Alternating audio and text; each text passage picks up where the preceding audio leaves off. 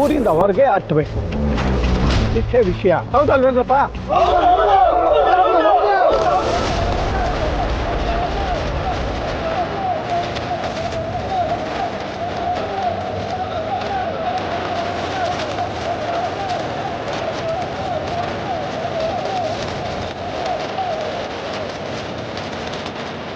ಅಣ್ಣ, ಏನಣ್ಣ ಇದೆಲ್ಲ?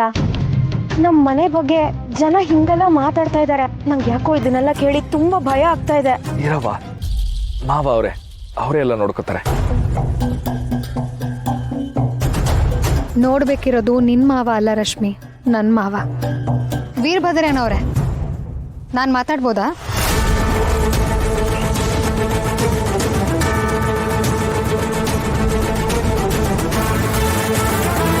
ಬಾರು, ಎಲ್ಲರ ಎದುರುಗಡೆ ಮಾವನ್ನ ಹೆಸರು ಕರೀತೀಯಾ? ಏನಾಗೈತೆ ನಿಂಗೆ? ನೀವೆಲ್ಲ ಇದಕ್ಕೆ ಶಾಕ್ ಆಗಿದ್ದೀರಾ? ಮಾರಿಗುಡಿ ಮಹಾಜನಗಳೇ, ನನ್ನ ತಂದೆಯವರಾದ ಶ್ರೀ ವೀರಭದ್ರಯ್ಯನವರು ಪಂಚಾಯಿತಿಗೆ ಬಂದ್ಮೇಲೆ ಈ ಬಂಧ, ಅನುಬಂಧ, ಸ್ನೇಹ, ಸಂಬಂಧ ಅನ್ನೋದನ್ನ ಯಾವುದನ್ನು ಇಟ್ಕೊಳ್ದೆ ಎಲ್ರೂ ಸಮಾನವಾಗಿ ನೋಡ್ತಿದ್ದಾರಲ್ವಾ?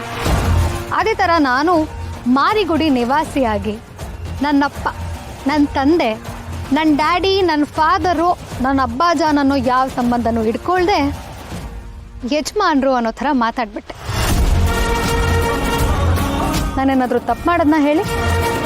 ತಂದೆ ತಗನ ಮಗಳು ಕಣವ ನೀನು, ಕರೆಕ್ಟಾಗಿ ಹೇಳಿದ್ದು ಬಿಡವ ನೀನು.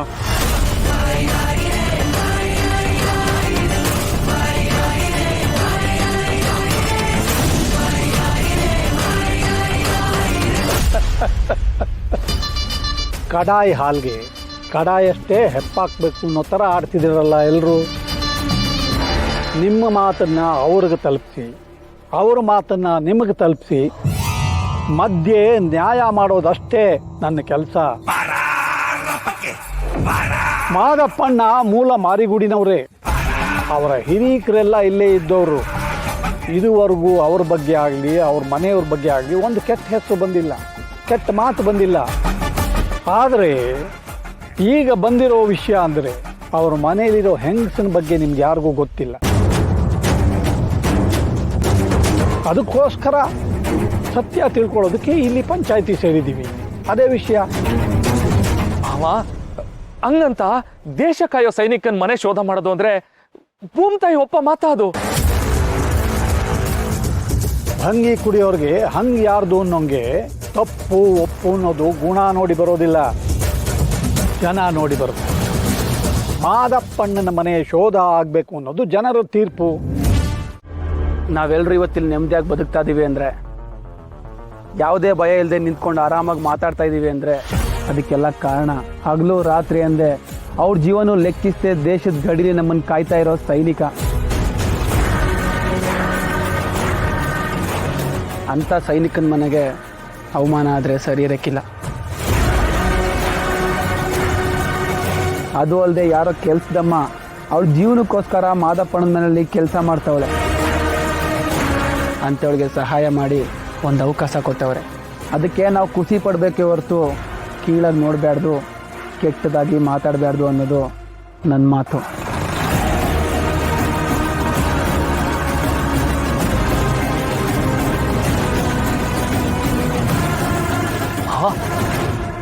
ಇನ್ನೇನ್ರಪ್ಪ, ನ್ಯಾಯ ತೀರ್ಮಾನ ಆಯ್ತಲ್ಲ, ಎಲ್ಲರೂ ಹೊರಡಬಹುದು.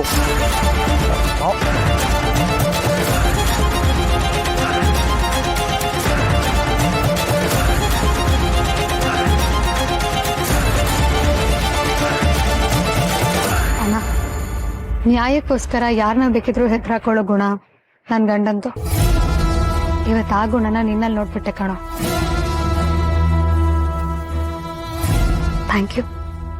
Thank you so much. ಪರವಾಗಿಲ್ಲ ಪಾರು, ಎಲ್ಲ ಸರಿ ಹೋಯ್ತಲ್ಲ, ಅಷ್ಟು ಸಾಕು. ಅಪ್ಪಯ್ಯ ಹೋಯ್ತವ್ರೆ, ನಾನು ಬರ್ತೀನಿ. ಶಿವ ಬರ್ತೀನಿ ಕಲ. ಬಹು ಖುಷಿ ಆಯ್ತು ಕಲ, ಬಹು ಖುಷಿ ಆಯ್ತು. ಮಾದಪ್ಪಣ ಬರ್ತೀನಿ. ರತ್ನ ಬರ್ತೀನಿ.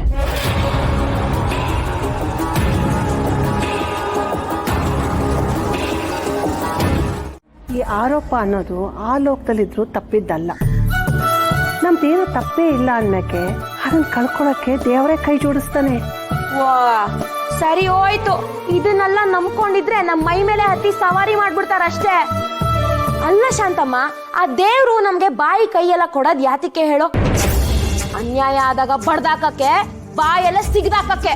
ಸರಿ, ನಿನ್ ಗಂಡ ತಪ್ಪು ಮಾಡ್ತಾನಲ್ಲ, ನೀನ್ ಯಾಕೆ ಸುಮ್ಮನಿದೀಯಾ?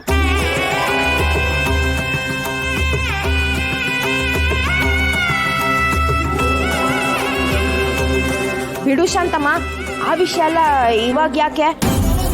ಅಲ್ಲ, ನೀನ್ ಎಷ್ಟು ಒಳ್ಳೆ ಹೆಂಗಸು. ಅತ್ತೆ ಮನೇಲಿ ಇಲ್ಲ ಅಂದ್ರೂ ಮನೇಲಿ ಒಂದೇ ಒಂದ್ ಸಮಸ್ಯೆ ಬರ್ದೇ ಇರೋಂಗೆ ತೂಗಿಸ್ಕೊಂಡು ಹೋಗ್ತಾ ಇದ್ಯಾ.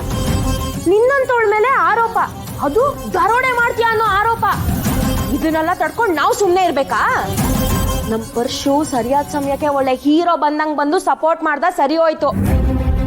ಆದ್ರೂ ಬೇಜಾರೇನು ಅಂದ್ರೆ ನಮ್ ಮನೆ ವಿಷಯ ಬೀದಿವರೆಗೂ ಬಂದ್ಬಿಡ್ತಲ್ಲ ಅಂತ. ಅದ್ರಲ್ಲೂ ಮಾವ ಬೇರೆ ಅಣ್ಣನ ಪಂಚಾಯತಿ ಕರೆದು ಕೂರ್ಸಿ ನ್ಯಾಯ ಹೇಳು ಅಂತ ಅನ್ಬಿಡದ. ಅದಕ್ಕೆ ಅಣ್ಣ ಸ್ವಲ್ಪ ನೊಂದ್ಕೊಂಡಿದ್ದಾನೆ. ಅದಕ್ಕೆ ಪಂಚಾಯತಿಯಿಂದ ಅದಕ್ಕೆನ ಡೈರೆಕ್ಟ್ ಆಗಿ ಮನೆ ಕಳ್ಸಿ ಇಲ್ಲಿಗೆ ಬಂದ್ಬಿಟ್ಟಿದ್ದಾನೆ. ಆಚೆ ಮಾವನ ಹತ್ರ ಮಾತಾಡ್ತಾ ಇರ್ಬೇಕು. ಪಾಪ ಅದೆಷ್ಟು ಬೇಜಾರಾಗಿದ್ದಾನೋ ಏನೋ. ಶಿವ ಬಂದವನ ಇವಾಗ ನನ್ನ ಜೊತೆ ಮಾತಾಡಕ್ ಬಂದಿರ್ಬೇಕು. ಏನ್ ಮಾಡ್ಲಿ ನಾನಿವಾಗ? ಮಕ್ಕಳವ